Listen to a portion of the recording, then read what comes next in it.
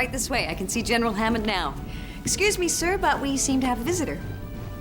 Thank you, Dr. Fraser. I understand you're here to investigate rumors regarding some of the people under my command. Rumors, sir?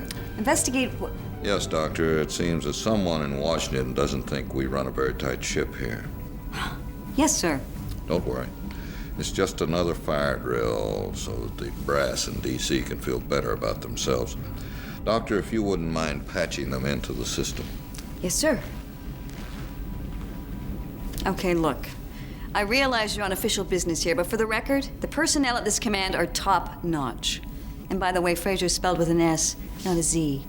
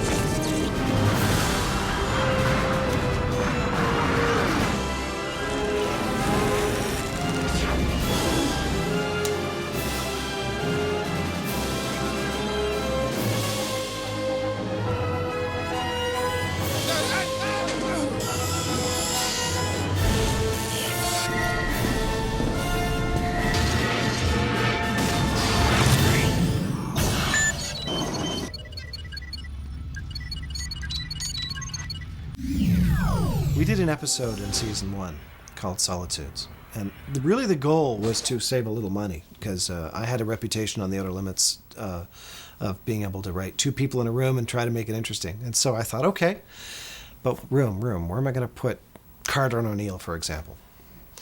So I put them in a glacier, a crevasse of a glacier. Something goes horribly wrong with the Stargate, and they are spat out in a glacier. What's the bad news? Because unless they've redecorated the gate room, I don't think we're in Kansas anymore. Daniel must have misdialed. And then John Smith says, let's refrigerate the stage. I said, can we do that? And he said, sure, we'll bring in big industrial thing. So we were able to bring in real snow and real ice, and when they're chipping it away, that's what it is. And when Richard Dean Anderson, as Jack O'Neill, is laying on his back, freezing to death, he's actually freezing his ass off because he really was in sub-zero temperatures down there. I love that. Sometimes in a television show you go, that was cool. And that was one of those times.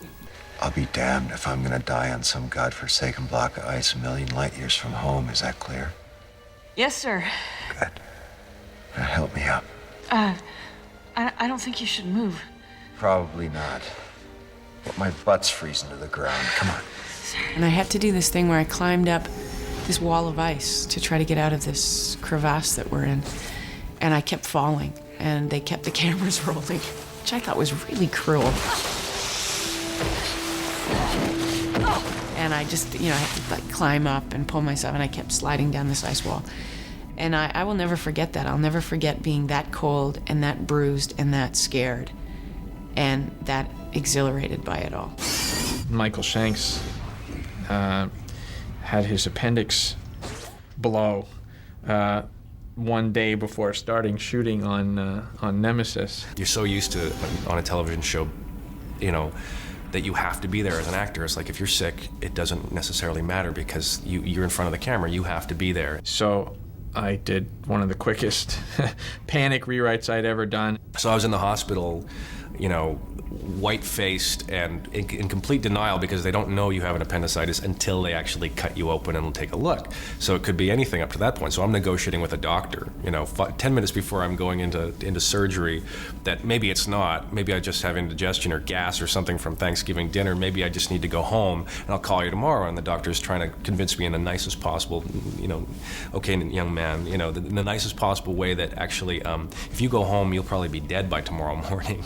Brad says, it's okay, I have an idea. And he goes into this elaborate, he's come up with this, wonderfully elaborate storyline for how we're going to get Michael out of the show. Watching the scramble that I couldn't be part of, which was how do we write him out of the episode as fast as possible and keep him in it. And I just sat there. Maybe it was the end of the season and we were all just tired. And I said, well, why don't we just say his appendix blew?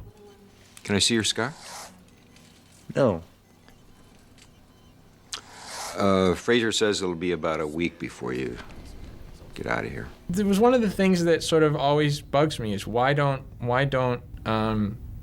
sort of the daily aspects of life ever bleed into? I mean, these guys go through the Stargate every day. They fight incredible fights and have all these things happen, but sort of the real life never affects them. Want to go fishing? Actually, I wouldn't, well, maybe. No, I think maybe I will stay here for 2 or 3 days. And Richard and I mostly improvised those little exchanges, which was a lot of fun. Did you get your hair cut? Yeah. Why? No reason. And then we played it out for the entire 2-parter. In the next part, in Small Victories, he's also unable to sort of do what he has to and still recovering. You were fine. There's no signs of residual infection. You were very lucky. That's what you keep saying. Mm-hmm.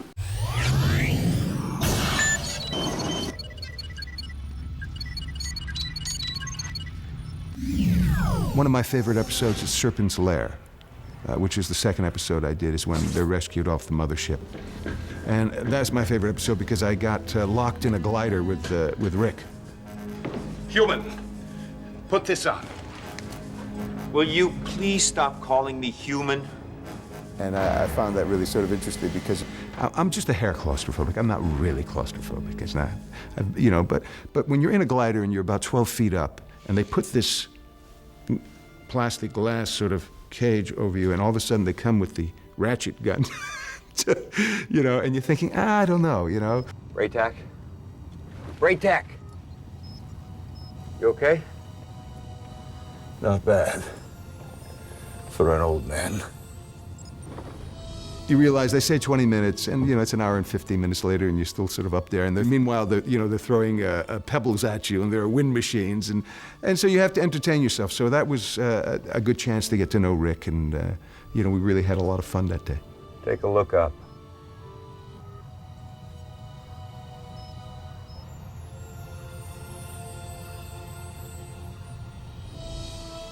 It's beautiful. We had to do this trick shot. I had to do a trick shot. And they'd hired a double who's a trick shot champion and her coach to come.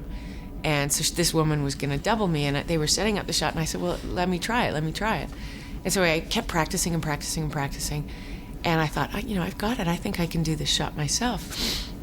And Martin Wood said to me just before we were about to rehearse, he said, if you sink this shot, I'll give you $100. And I said, okay. And I thought, I have nothing to lose. Did it, sunk all the balls. He went, okay. If you can do that on the take, I'll double or nothing.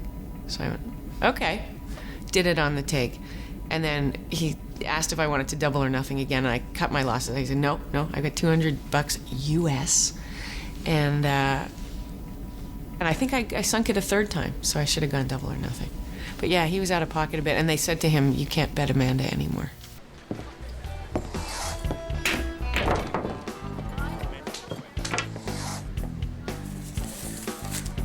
How the hell did you do that? You want to go double or nothing? No, I think I'll cut my losses. Smart move.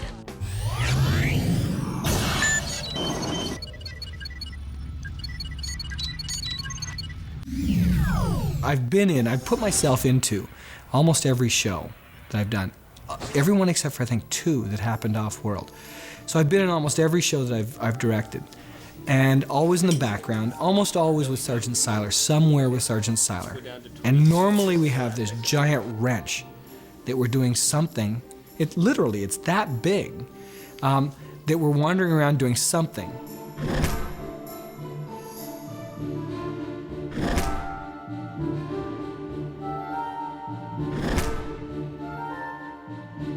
Excuse me? Sorry, ow.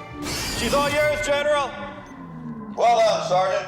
You heard the man. Yes, sir. So I've been on the show for 5 seasons, and it's taken about 5 seasons to give me a name. Because in the script, I'm just technician. So I always get the scripts and I just whip through them. Oh, yeah. Sam Carter, yeah, it's O'Neill. Oh, technician, great, okay, got it. Incoming traveler! Incoming traveler! Sometimes it's just like, Chevron 1, Chevron 2. Chevron 2 encoded. Chevron 3, Chevron 4. Chevron 4 encoded. All the way up to like Chevron 7 locked. Chevron 7 locked. Well, they never refer to me by name. They're just like, it's sergeant or technician. Sir, we're go for a systems restart. Proceed, Sergeant. Sir. In one episode, and they said, they called me Walter. And that was Richard Dean Anderson called me Walter. Walter. And then I find out that they go, no, that's actually not your name, because the Walter Davis didn't clear. So we can't use that. So but even though they filmed it, so. And then they go, your name's Harriman Davis. Where they pulled that from. So it's Harriman Davis. So I go, okay, fine. And then they give me my flight suit, and it says, like, Norman Davis on it. So I got, like, 3 names, none of which anybody ever uses. And it's always, like, just technician. And action! You've been working very hard.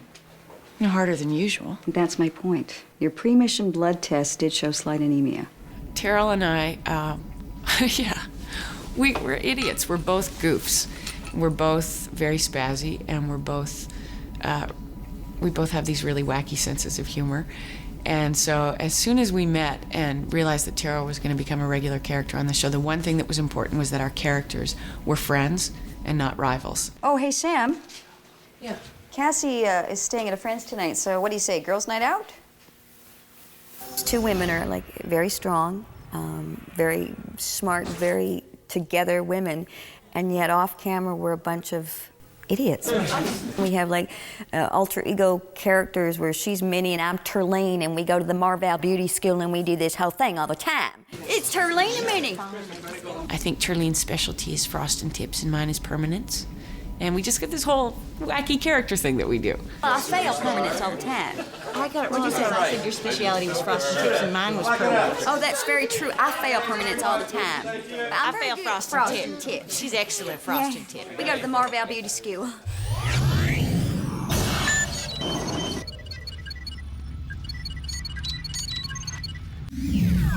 We had heard that Kurt Russell was coming to Vancouver to do 3,000 miles to Graceland, and that he was actually going to be shooting on this lot. So we sent an invitation out to him to visit us, and he accepted it, and he came by, and it was great. It was really fun for all of us, including the crew, to see him, because he really started it all with the feature. Kurt wasn't here that long, but he was here long enough to take a little tour, and he was very impressed by the sets. And then he did a picture-taking session with Rick on the ramp of the Stargate. It was kind of weird because he was dressed as Elvis. The before and after of Jack O'Neill. I can only see a wolf, Tonani. A beautiful animal, granted, but not a spirit. Spirits was great because we had this wolf. Well, it wasn't a wolf, it was a dog that looked like a wolf. But the weird thing is that there's not a lot of dogs that look like wolves that you can get to do anything, and you can't get a wolf to do anything. So we had these trainers come in, they were sitting there saying, okay, well, don't expect this wolf to do very much. And by the way, we have to tie its tail. So then take monofilament and tie its tail down, because wolves don't have tails that stand up like a dog's. So this poor wolf, or this poor dog, is running around with his tail tied down. And then it didn't do anything. We sat for an hour one day trying to get this thing to react, to do something other than go. Finally, the director of photography, Jim Menard, goes, well, let me try. And you remember Paul Hogan in Crocodile Dundee did this little thing with his hand, where he goes, well, there's a shot in Spirits where you see the wolf go like this. It's Jim Menard behind the camera going, and this wolf is reacting to it. Followed him around for the rest of the day.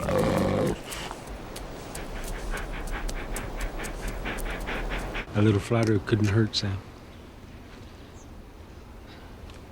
My, what big eyes you have.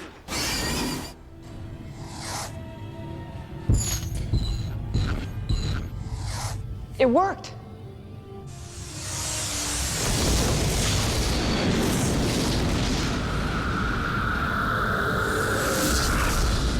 Yes. Oh. God, I'm sorry I didn't hurt you, did I? I am fine. So we were doing this one shot where if the camera is behind us and Thor and I are standing side by side looking at this big green screen of special effects, and whoever was controlling the puppet put Thor's arm up so it touched my bum. And so it was quite funny. And I turned without even thinking and just smacked him. And there's this big resounding walk off the puppet. And then I apologized to the puppet. I mean, I don't even know what I was thinking. I went, oh my God, I'm sorry. Oh, you're a puppet. Sorry. I love things like that. And that happens all the time on our show. Just little goofy things that the audience will probably never see, but that make coming to work every day really fun.